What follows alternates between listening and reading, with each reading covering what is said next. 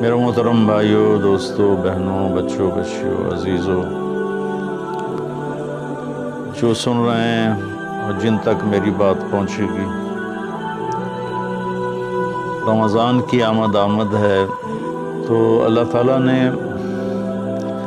جیسے دنیاوی سیزن بنائے ہیں، جیسے عید کا موقع تاجروں کے لیے سیزن ہے، بڑی عید کا موقع تاجروں کے لیے سیزن ہے، ایسے مختلف قسم کے تہوار دنیاوی دینی جو آتے ہیں تو وہ تاجروں کے لیے سیزن بن جاتا ہے اور ان کی سیل بڑھ جاتی ہے، منافع بہت زیادہ ہوتا ہے۔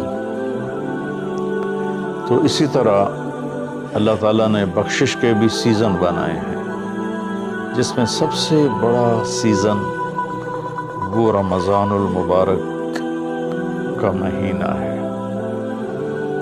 اللہ تعالیٰ نے اس میں روزے کو فرض کیا، یا ایھا الذین آمنوا، اے ایمان والے، کتب علیکم الصیام، تم پہ روزے فرض کیے گئے ہیں۔ روزہ چونکہ اوکھا عمل ہے، خاص طور پہ لمبا روزہ گرمیوں میں، تو اس کو ہلکا کرنے کے لیے اللہ نے کہا ما کتب علی الذین من قبلکم، کہ تم گھبراؤ نہیں، تم سے جو پہلے تھے ان پر بھی ہم نے روزہ فرض کیا تھا۔ اور میں تھوڑی وضاحت کر دوں، ان کا روزہ ہم سے بہت مشکل تھا۔ ان کا روزہ 24 گھنٹے کا ہوتا تھا، افطاری سے افطاری، سحری کوئی نہیں، افطاری کھا لی بس ختم، اب اگلے دن کی افطاری 24 گھنٹے کا روزہ ہوتا تھا۔ تو اس لیے اللہ نے کہا کما کتب علی الذین من قبلکم، کہ تم سے پہلوں پر بھی روزہ تھا، لیکن وہ ہم نے ایسا رکھا تھا، آپ کے لیے یہ آسانی والا رکھا ہے کہ آپ کے لیے ساری رات کھانا پینا بھی حلال ہے۔ پھر آگے ایک خوشخبری سنائی، لعلکم تتقون، کہ اللہ کی طرف سے جب لعل ہوتا ہے تو وہ یقین کے معنی میں ہوتا ہے، انسان کی طرف سے جب لعل ہوتا ہے تو شک کے معنی میں ہوتا ہے۔ تو اللہ تعالیٰ نے کہا کہ جب تم روزے رکھو گے نا، جیسے روزے رکھنے کا حق ہے تو تمہیں تقوی نصیب ہوگا، اور اگر تمہیں تقوی نصیب ہو گیا تو قرآن سے ہم سنتے ہیں کہ تقوی پر اللہ کیا دیتا ہے، من یتق اللہ یجعل لہ مخرج ویرزقہ من حیث لا یحتسب، کہ جو تقوی اختیار کرتا ہے اللہ اس کے لیے ہر تنگی سے راستہ نکالتا ہے۔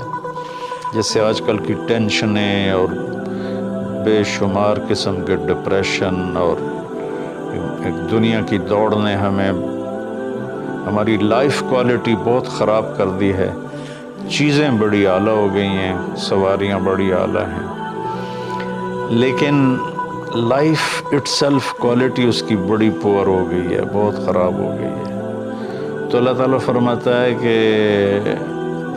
من یتق اللہ یجعل لہ مخرج، تو جب کہیں اس پر تنگی آئے گی، ذہنی یا ظاہری یا باطنی، تو اللہ اس کو راستہ دکھائے گا، اللہ ہاتھ پکڑ کے اس کو اس مشکل سے نکال کے باہر کھڑا کر دے گا۔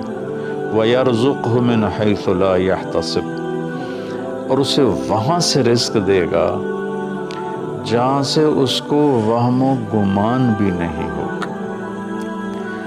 تو حضرت مقداد رضی اللہ تعالیٰ عنہ پیشاب کرنے بیٹھے، فاقے سے بے حال تھے، ایک چوہا اپنی بل سے نکل اور 1 دینار اس نے باہر رکھا، پھر 2، پھر 3، پھر 4، یہاں تک کہ 19 دینار اس نے اپنی بل سے نکال کر ان کے سامنے رکھ دیے۔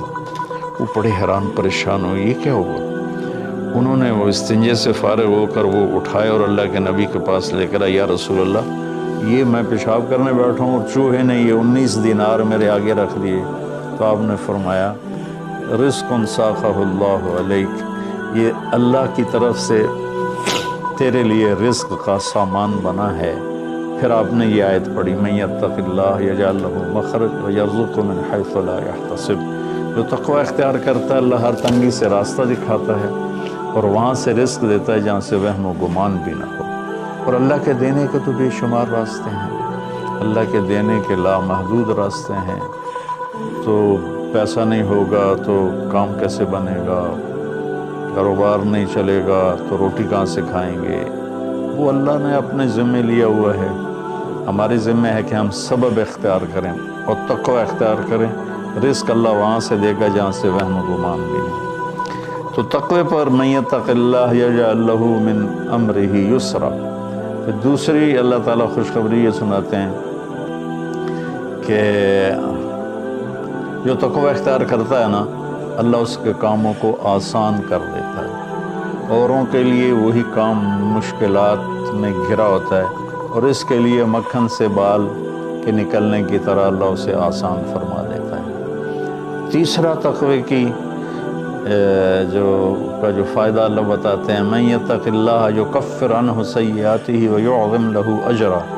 جو تقوی اختیار کرتا ہے وہ کوئی یہ نہیں کہ اس سے گناہ نہیں ہوتا، اس سے بھی گناہ ہوتا ہے۔ ہمارے ہاں یہ بڑا عجب تصور ہے کہ اگر کسی نے داڑھی رکھ لی، تبلیغ میں چلا گیا یا عالم بن گیا، بس اس سے تو کوئی گناہ ہونا ہی نہیں چاہیے، اور ہم جو مرضی کرتے پھریں، ہمیں تو کوئی پوچھ نہیں، ہم دنیا دار ہیں۔ تو یہ بڑی گمراہی ہے۔ سوائے نبیوں کے کوئی بشر خطا سے پاک نہیں ہے، چاہے وہ کتنا ہی بڑے مرتبے والا ہو۔ خطا ہر انسان کے ساتھ لگی ہوئی، بلکہ وہ انسان ہی نہیں جس سے خطا نہ ہوتی ہو۔ تو اللہ تعالیٰ کہتا ہے یکفر عنہ سیئات، جو تقوی اختیار کرتے ہیں وہ اپنے گناہوں پہ نادم ہوتے ہیں، توبہ کرتے ہیں، تو اللہ تعالیٰ کہتا ہے ہم ان کے گناہوں کو مٹا دیتے ہیں۔ معاف کرنا نہیں کہا، یکفر، مٹا دینا۔ ایسا مٹا دیتے ہیں جیسے زمیندار زمین میں بیج کو ڈالتا ہے اور وہ بیج میں اس کو زمین میں چھپاتا ہے، اور پھر وہ بیج فنا ہو جاتا ہے اور اس سے ایک نیا پودا نکل آتا ہے، ایک نئی جان نکل آتی ہے۔ ایسے اللہ تعالیٰ فرماتے ہیں، یہ نہیں کہا کہ یغفر لہ، اللہ تعالیٰ فرماتے ہیں، یغفر کا مطلب ہوتا ہے چھپا دینا، اور یکفر کا مطلب ہوتا ہے صفائی کر دینا، مٹا دینا۔ اللہ ان کے گناہوں کو مٹا دیتا ہے کہ یہ جو کرامن کاتبین لکھ رہے ہیں نا، وہ ان کی کاپیوں سے بھی غائب کر دیتا ہے۔ تو اور دوسرا کام کیا کرتا ہے، وَيُعْظِمْ لَهُ اجرا، اور اللہ تعالیٰ اس کا اجر عظیم کر دیتا ہے۔ جب اللہ عظیم کرے گا تو اس کی شان کیا ہوگی۔ تو رمضان اللہ تعالیٰ نے ہمیں ایسی بڑی محنت، ایسی بڑی دولت دی ہے اپنی آخرت کو بنانے کے لیے۔ اس میں جسمانی صحت بھی ہے اور اس میں روحانی صحت بھی ہے۔ اس میں جسمانی صحت بھی ملتی ہے اگر روزے کے مقصد کو سمجھ کے کھانا پینا رکھا جائے، اور روحانی صحت بھی ملتی ہے کہ جتنا جسم پہ فاقہ آتا ہے، نفس میں روشنی پیدا ہوتی ہے، دل روشن ہوتا ہے۔ امام غزالی رحمۃ اللہ علیہ کا فرمان ہے، جس دن بھی میرے اوپر فاقہ آیا، میرے اوپر علم کا نیا دروازہ کھلا۔ تو اللہ تعالیٰ نے اپنے کرم سے ہمیں یہ مہینہ دیا، شہر رمضان۔ شہر عربی میں مہینے کو کہتے ہیں، اور شہر کا اصل مطلب ہے شہرت۔ تو مہینے کو شہر مشہور اس لیے کہتے ہیں کہ ہر مہینہ اپنے آپ ہی اپنی شہرت بناتا ہے۔ بھائی ابھی رمضان آ رہا ہے، بھائی اب شوال آ گیا ہے، یا جنوری آ گیا ہے، فروری آ گیا ہے، اور اس کے ساتھ ہمارے بے شمار دنیاوی کام لگے ہوتے ہیں۔ بھائی جنوری میں یہ میٹنگ ہے، فروری میں یہ میٹنگ ہے، مارچ میں وہاں جانا ہے، اپریل میں ادھر آنا ہے۔ تو ہماری بہت ساری باؤنڈنگ ہوتی ہے مہینوں کے ٹائمنگ کے ساتھ، اس لیے یہ مشہور ہوتے ہیں۔ تو اس شہرت کی وجہ سے مہینے کو عربی میں شہر کہتے ہیں، مشہور شہر۔ تو اللہ تعالیٰ کہتے ہیں شہر رمضان۔ پھر اس میں ایک عجب بات بتائیے، اس میں روزے کی فضیلت اس مہینے کی نہیں بتائی، اس میں قرآن کی فضیلت بتائیے۔ الذی انزل فیہ القرآن، روزے کا ذکر بعد میں کیا ہے اور قرآن کا ذکر پہلے کیا ہے کہ اب اپنی روح کو، اپنے روحانیت کو زندہ کرنا چاہتے ہو تو اس مہینے میں ہم نے قرآن کو اتارا۔ الذی انزل فیہ القرآن، جس میں ہم نے قرآن کو اتارا۔ 6 رمضان کو موسیٰ علیہ السلام پہ تورات اتری، اور 13 رمضان کو عیسیٰ علیہ السلام پر انجیل اتری، اور لیلۃ القدر میں ہمارے نبی پر قرآن اترا، اور 9 رمضان یا 10 کو داؤد علیہ السلام پہ زبور اتری۔ سارا آسمانی علم اللہ نے اس مہینے میں اتارا کہ مشقت کے ساتھ علم جڑا ہوا ہے، اور فاقے میں روح میں ایک روحانیت پیدا ہوتی ہے، تو اس سے اللہ تعالیٰ کی طرف سے وہ بہت کچھ ملتا ہے۔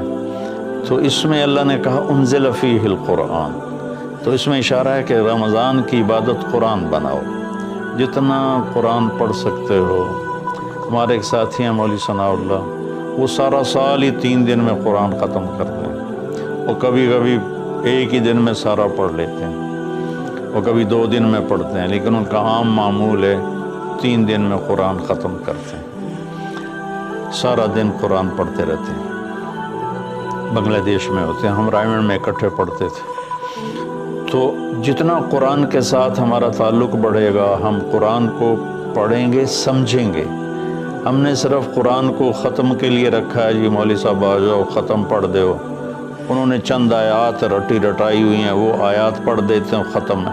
کوئی کہیں اور سے پڑھیں تو کہ تسی تو جی ختم ہی نہیں پڑھیا، او بھائی قرآن پڑھ کے سنا دیتا ہے، اور کی کرا؟ نہیں تسی ختم نہیں پڑھیا، کیونکہ وہ آیات نہیں پڑھی جو ہمارے ان ان پڑھ مولویوں نے، مولوی تو ہوتے نہیں، وہ بس حافظ ہوتے ہیں اور وہ دیہاتوں میں امام بن جاتے ہیں، تو انہوں نے وہ جو ایک رسم بنا دی ہے، تو قرآن رہ گیا ختم دلانے کے لیے، قرآن رہ گیا فال نکالنے کے لیے، اور قرآن رہ گیا ہے مردوں پر پڑھنے کے لیے۔ بچے جو لوگ مالدار ہیں، وہ اور تھوڑے دین کا بھی شوق ہے، وہ مدرسے کے بچوں کو ہائر کرتے ہیں اور باپ کی قبر پہ بٹھا دیتے ہیں، وہ قرآن پڑھتے رہتے ہیں، پتہ نہیں وہ پڑھتے بھی ہیں کہ نہیں پڑھتے۔ تو قرآن پڑھیں، قرآن کو سمجھیں، روزانہ 1 صفحہ ترجمے کا پڑھ لیں، اور پورے قرآن کو اس طرح پڑھیں، آپ پر حقیقت کھل جائے گی کہ اللہ کیا کہہ رہا ہے، اور ممبر سے ہمارے خطیب حضرات کیا کہہ رہے ہیں، اللہ کس چیز کی دعوت دے رہا ہے، ہمارے خطیب کس چیز کی دعوت دے رہے ہیں، آپ پہ قرآن کھل جائے گا۔ آپ حدیث پاک کو پڑھیں، نبی پاک کی سیرت کو پڑھیں، خاص طور پر حدیث سے براہ راست استفادہ بھی بڑے اعلیٰ چیز ہے، لیکن جتنا سیرت سے میں اپنے ذاتی طور پر گیا، جتنا میں نے سیرت سے سیکھا وہ کسی اور چیز سے نہیں سیکھا قرآن کے بعد۔ تو نبی پاک کی سیرت کو پڑھیں، قرآن کو پڑھیں، اپنے دنیاوی کام مختصر کر دیں، اپنے ملازموں کی ڈیوٹیاں بھی مختصر کر دیں، آپ کو اس کا اجر ملے گا، ان کے روزے رکھنے کا اجر ملے گا، اور ان کی تنخواہ بڑھا دیں، ان کی ڈبل تنخواہ کر دیں اس مہینے میں، تاکہ وہ کھلے ہو کر روزے رکھ سکیں، بچوں کو روزے رکھوا سکیں۔ ہم تو ایک افطاری پہ ہزاروں روپے اڑا دیں، اور ان کی پورے مہینے کی تنخواہ چند ہزار ہو، تو وہ کھل کے روزہ تو نہیں رکھ سکے گا۔ تو انزل فیہ القرآن، پھر آگے اللہ نے کہا ھدی للناس، سبحان اللہ، یہ پوری دنیا کے انسانوں کے لیے ہدایت ہے۔ زمین پہ جو راستے ہیں نا، ان کے نشان ہوتے ہیں، ہم ان کو فالو کرتے ہوئے، جیسے آج میں اپنے گاؤں سے چلا تو سڑک کو فالو کرتے ہوئے میں فیصل آباد پہنچ گیا، اب اسی کو فالو کرتے ہوئے پھر گاؤں پہنچ جاؤں گا۔ ساری دنیا میں سفر کے جو ہمارے دنیا کے سفر ہیں، اس کی نشانیاں مقرر ہیں، ہمیں ڈھونڈنا نہیں پڑتا اور چلتے رہتے۔ لیکن جو ہماری آخرت کا سفر ہے، اس کی نشانیاں ڈھونڈنی پڑتی ہیں، وہ امتحان ہے، اس کو اللہ تعالیٰ نے اپنے پاس ہی رکھا ہے اور قرآن میں چھپا دیا ہے کہ اب قرآن پڑھو۔ ہدن، قرآن عربوں پہ اترا تھا، تو ہدا کسے کہتے ہیں؟ اچھا، سمندر میں کوئی نشانی کوئی نہیں، اب تو کمپیوٹر آ گئے، تو اس وقت وہ رات کو ستاروں کو دیکھتے تھے اور دن میں سورج کی حرکت کو دیکھتے تھے کدھر جا رہا ہے، تو اس سے وہ راستوں کو متعین کرتے تھے بیچ سمندر۔ جب وہ قریب کسی منزل کے قریب پہنچتے تھے تو وہاں پانی کے اندر سے پہاڑ کی چوٹی نکلی ہوتی تھی، اور اس کا پتھر کچھ ایسا ہوتا تھا کہ وہ دھوپ میں چمکتا تھا اور رات کو چاند کی چاندنی میں چمکتا تھا۔ اس پتھر کو عرب ہدا کہتے تھے، ہدا، سبحان اللہ۔ تو یہاں تشبیہ کیا ہے کہ ان زندگی کا سمندر ہے، زندگی ایک سمندر ہے جس میں آخرت کا راستہ ڈھونڈنا ہے، اور ہر انسان ایک کشتی ہے۔ اس کشتی کو اس نشان تک پہنچنا ہے جہاں سے راستہ ملتا ہے، جس کو ہدا کہتے ہیں۔ تو انسانی زندگی کے سمندر میں انسانوں کی چلتی ہوئی کشتیاں، وہ جب اس پہاڑی نشان کو ڈھونڈ لیتی ہیں تو انہیں پھر ساحل پہ پہنچنا آسان ہو جاتا ہے۔ اگر اللہ نہ کرے کوئی اس نشانی کو کھو دے، پھر وہ بھٹکتا رہتا ہے۔ قدرت اسے کنارے لگا دے تو لگا دے، ورنہ وہ بھٹکتا ہی رہتا ہے۔ تو یہ ہدی للناس ہے قرآن، کہ یہ وہ روشن پہاڑ کی چوٹی ہے جس سے تمہیں راستہ ملے گا۔ اب اس کو تھوڑا پیچھے سے ہم لیں، سورۃ فاتحہ سے۔ ہم نے اللہ سے کہا اہدنا الصراط المستقیم، یا اللہ ہمیں ہدایت عطا فرما سیدھے راستے کی، یعنی وہ چٹان عطا فرما، اس چٹان تک پہنچا جو ہمیں سیدھے راستے تک پہنچائے، جس پر تیرے نیک لوگ چلے، جن پر تیرا انعام ہوا، اور ان لوگوں کے راستے سے بچا جن پر تیرا غضب ہوا اور ناراضگی ہوئی۔ تو جب ہم نے یہ دعا مانگی اللہ سے تو اللہ نے ہماری دعا کو قبول کیا اور قرآن اتار کر کہا الف لام میم ذالک الکتاب لا ریب فیہ ھدی للمتقین۔